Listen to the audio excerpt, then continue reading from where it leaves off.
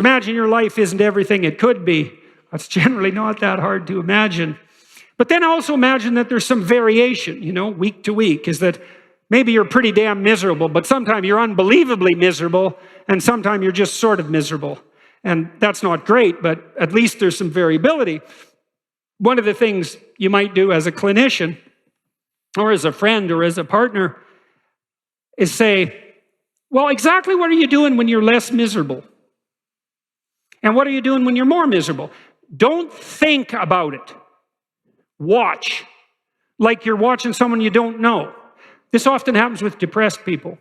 So one of the problems with depression is it's a positive feedback loop, Because you get depressed, and then you stop seeing your friends. And even if you're introverted, there's friends you want to see, at least one-on-one, at least now and then. So now you start to isolate yourself, and then you get more depressed. And then you isolate yourself more. And then you get more depressed. It's downhill spiral, it's not good. A lot of forms of mental illness are positive feedback loops that spiral out of control. So one of the things you might do with a depressed person, they come to see you, if you're a therapist, you might say, look, just for the next week or 2 weeks or so, I want you to just keep a mood record. Maybe check in with yourself every hour, scale from 1 to 10. Just write down how depressed you are, with 10 being suicidal and 1 being as good as you get, let's say, or maybe even life is worth living. And maybe the depressed person never gets, below 6 or something, but 6 is way better than 10. And then they come back and you look and you think, oh, look, every time you were at 6 instead of 10, you were with this particular person or this set of people, or maybe you're working in your garden. Who knows, right? Or maybe if you're artistic, you were doing something artistic despite the fact that you're paralyzed by your depression. But notice your mood improved some. And then look, 10 out of 10 depressed. You're alone in your room in bed. It's like 11 in the morning. It's like, okay, so how about this? Next week, don't be alone in your bed at 11 o'clock in the morning.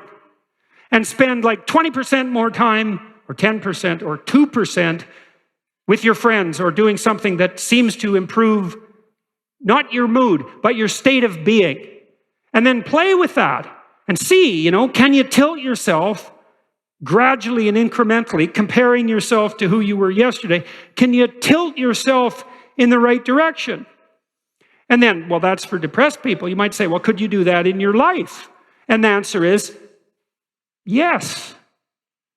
So the Egyptians worship this god, Horus, Horus. And Horus, Horus, weirdly enough. Everyone knows that famous Egyptian eye, with the arched eyebrow. And on the back of an American dollar bill, you have an eye that's separated from the pyramid. That's Horus as well, interestingly enough. That's the gold cap on a pyramid. It's the aluminum cap on the Washington Monument. Aluminum was more precious than gold when they built the Washington Monument. The top of a pyramid is the gold cap, and the gold cap is the eye. And what's the eye? The eye is the thing that pays attention. And so Horus was the eye, and he was the eye that could see evil and rectify it, by the way. And he was also a falcon. And the reason he was a falcon is because a falcon is a bird of prey that flies above everything and that can see. And birds of prey, they can see better than us. We're very visual animals. We have the second best visual systems of any animal. Birds of prey see better than we do. They can see clearer and farther. A falcon, if a falcon was on top of the Empire State Building, he could see a dime on the pavement below.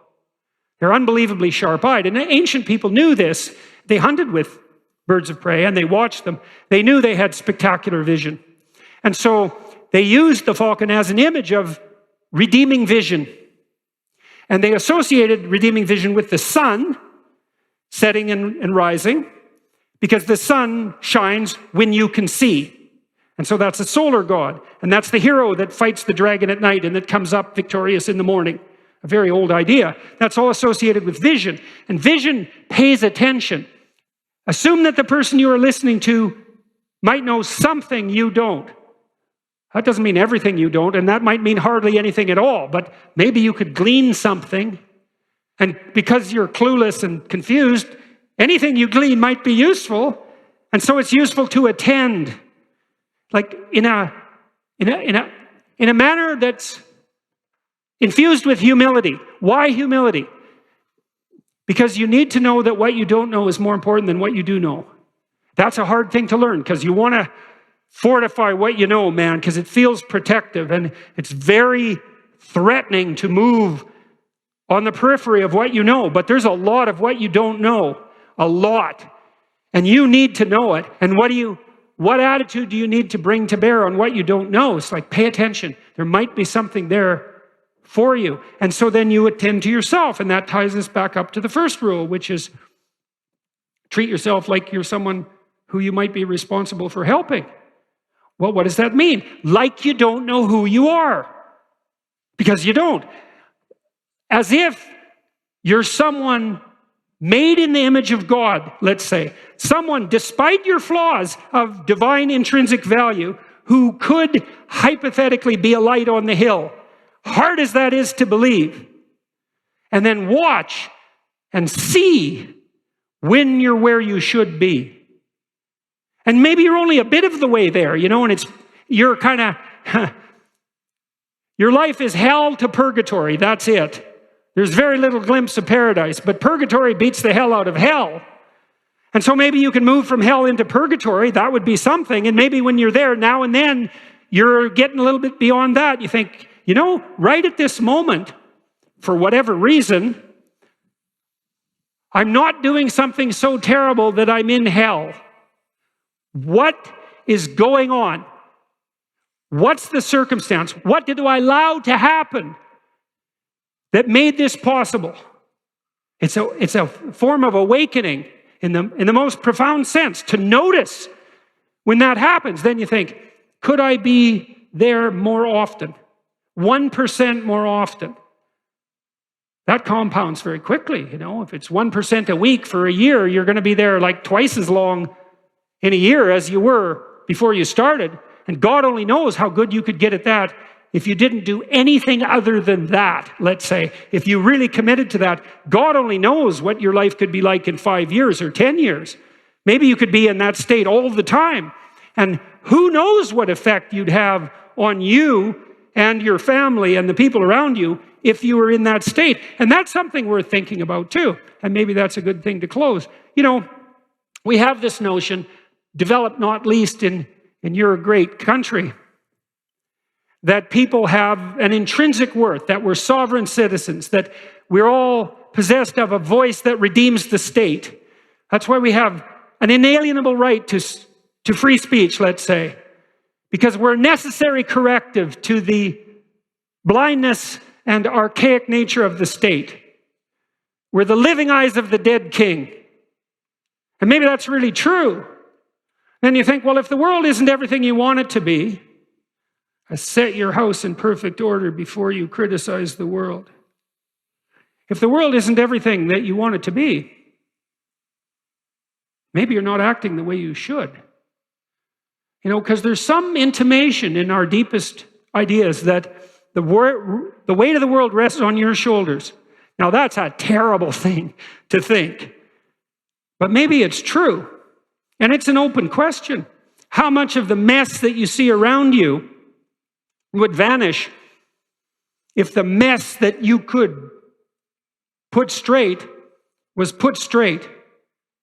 And you know this too to some degree, because to the degree that you've not become entirely embittered and cynical and hopeless, you know perfectly well that if you put your mind to it and you make the proper sacrifices, there are things you can set straight.